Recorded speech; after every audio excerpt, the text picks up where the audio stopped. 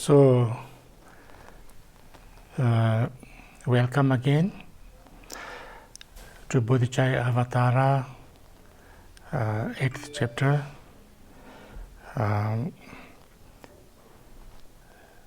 And now, after trying to create the right kind of attitude, right kind of circumstances for generating a good shamatha meditation, the mind in peace, free from distraction, then the shamatha meditation becomes more easy and possible. And if we have this basic understanding, view, creating that kind of atmosphere and attitude and state of mind, then you can allow your mind to rest in peace without attachment, without aversion, and then enjoy the peace and the freedom.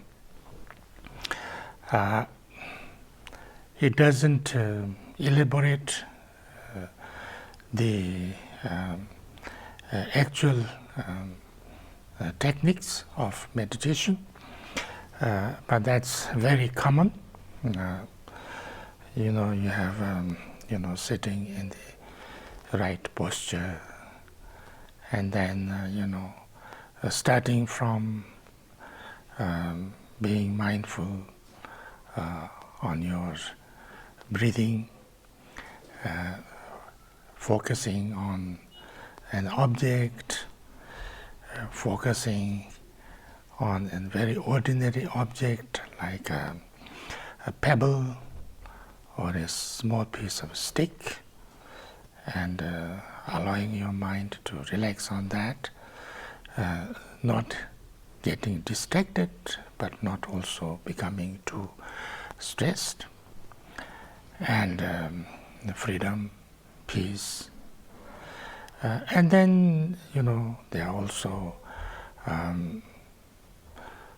focusing on different things, like in something in front of your eyes, like flower or color or something like that, which is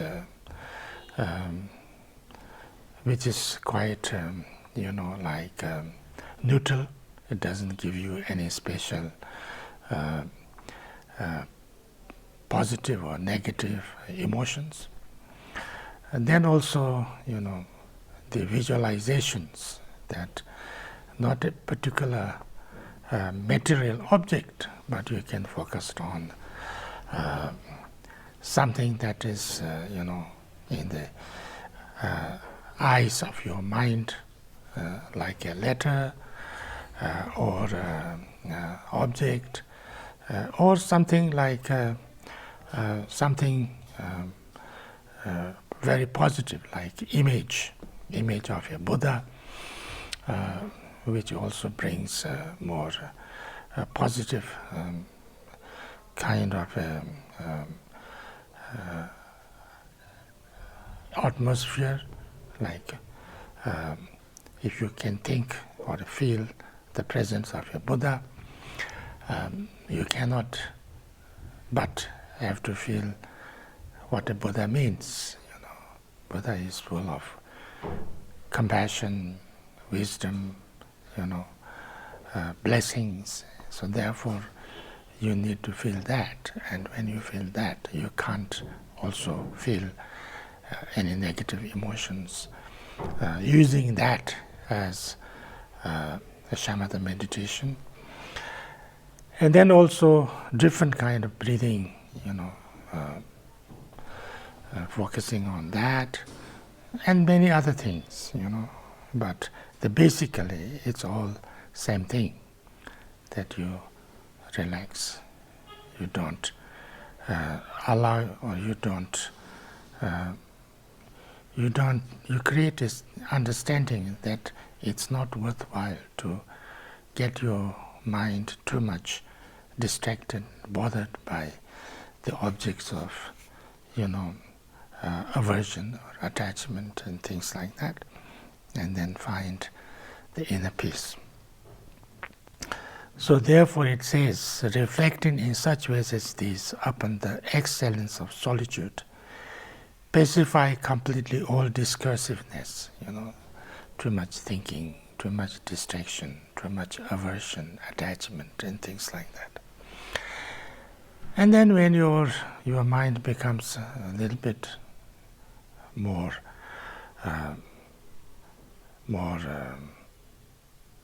tangible, more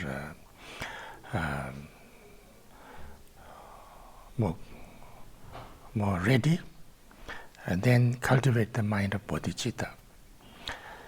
So in this chapter, actually, the chapter on meditation, the main meditation is meditation on Bodhicitta. So therefore, there is Bodhicitta. We talk about two Bodhicittas, relative Bodhicitta and ultimate Bodhicitta. Relative Bodhicitta is basically compassion. But of course, as you know, Bodhicitta is also a kind of limitless compassion. Bodhicitta is limitless compassion in the sense that your compassion, unlike attachment, is not limited to one or a few persons or a group of persons, and not there is no other side. There is nobody left behind. So therefore, it's a compassion, universal compassion. It's compassion towards everybody. That's why, I think it was already said in the beginning that Bodhicitta has two aspects, and one is for the liberation of all. So there is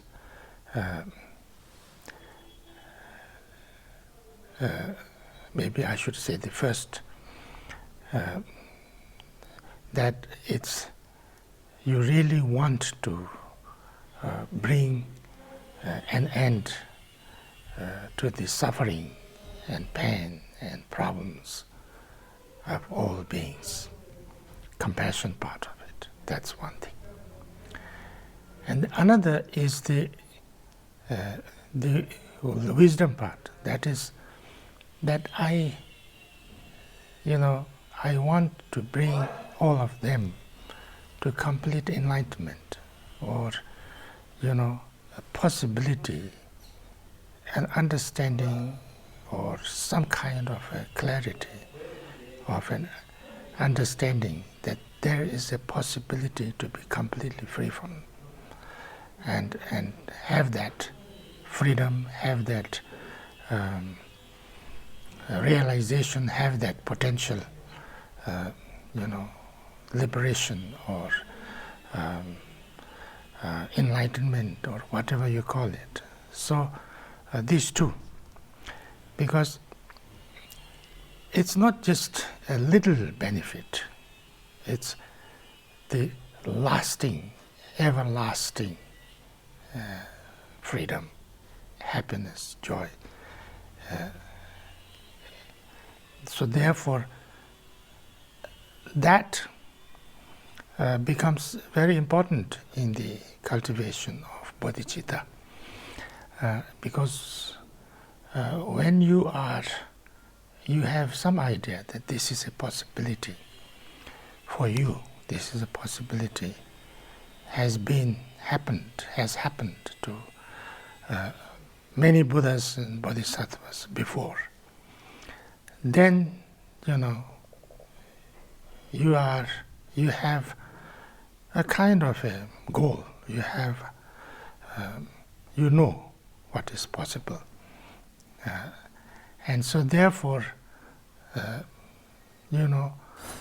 it is a journey, maybe not easy, difficult, takes a long time, but it is possible. And it is possible for everybody. So therefore, Buddha talked about in Four Noble Truths, he talks about the cessation. And that cessation, or enlightenment, or complete freedom from all the defilements, becomes a very important aspect of this. Because when you have that understanding, clarity, then you can get a little bit tired sometimes, you can get a little bit what can you say, you need to rest, but that you cannot be totally what can you say, you cannot be totally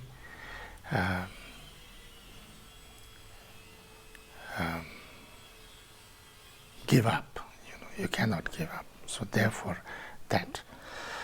So these two. But then first, at the moment we are not,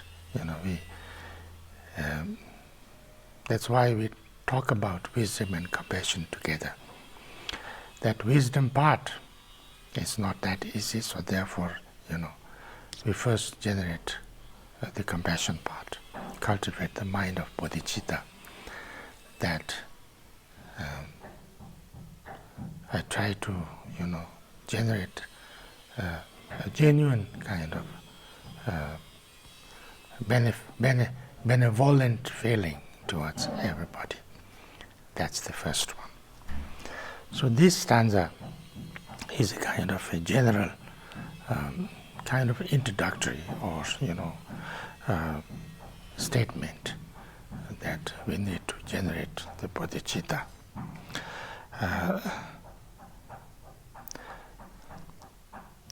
The Tibetan version of that, Telasopi Namba Wembiye Samsin, not to Yavashavato Shunjitsen Gambersas.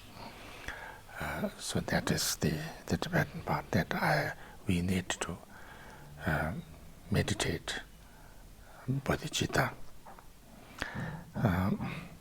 And then now, how to meditate on bodhicitta. There is a relative bodhicitta, there is ultimate bodhicitta, and in order to meditate or practice the relative bodhicitta, first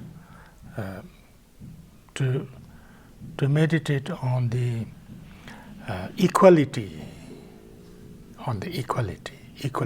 of myself, how to feel equality of myself and others, understand the equality of myself, to make my mind feel that I and every sentient being is equal, and I need to feel equally, I don't have to feel that hate towards myself. I don't want to feel neglect to myself. I don't want to feel that I need to, not look after myself.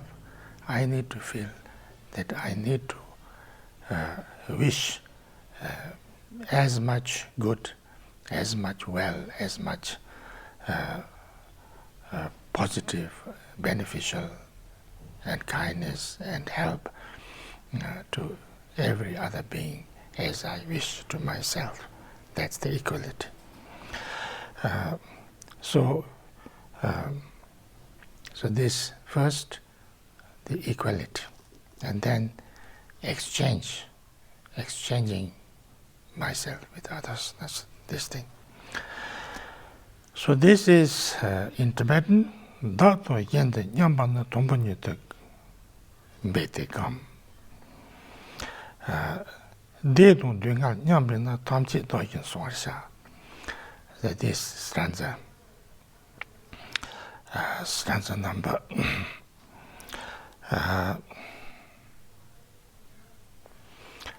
stanza number 90.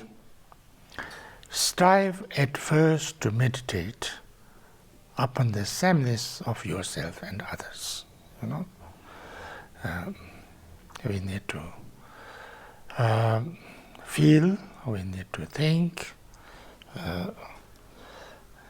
Here meditate. Meditation is not always, to allow your mind to relax and feel only peace and not think and it's not always only that. Meditate or gum in Tibetan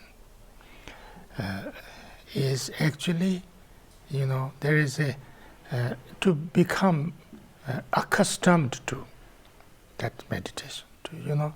You do something again and again and again, and then it becomes more and more familiar to you, more and more trained, more and more easy, more and more accumulated or accustomed to, and so therefore the more and more you do it, the more and more it happens. And if you do something again and again, then after some time you do it kind of almost habitually, automatically. You don't have to think about it. It happens immediately and spontaneously. So gum or meditate is also that you, the way you think, the way you react, the way you spontaneously be, to train in this is also meditate. So therefore, first meditate upon the sameness of yourself and others. That you become, most of the time, at this stage, we only think about myself.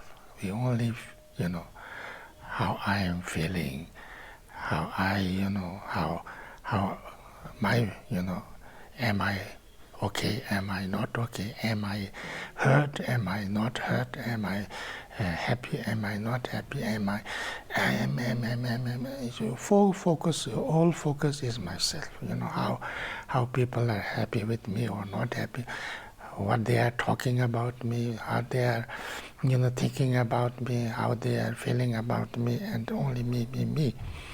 And we are not very aware, not conscious about what others are doing, what others are feeling, how others, reacting, and how others themselves in state of being. So that's not very good, because the only I think me, I'm not very, I don't understand other people. I cannot be very, I cannot feel kindness or compassion to others, because I'm only concerned too much about myself. And that makes me very egoistic, that makes me very, very selfish, self-centered, and it actually makes me hurt more also. So, how to do that, sameness of yourself? In joy and sorrow, all are equal. Thus be guardian of all as of yourself. So people are very different. We have different cultures. East and West are very different in many language and culture and way of thinking and way of doing, and very different. And even in the East, people are very different. Indians and Tibetans are very different. Chinese and Tibetans are very different. All different countries and cultures and regions are very different. And even 1-2 persons are very different.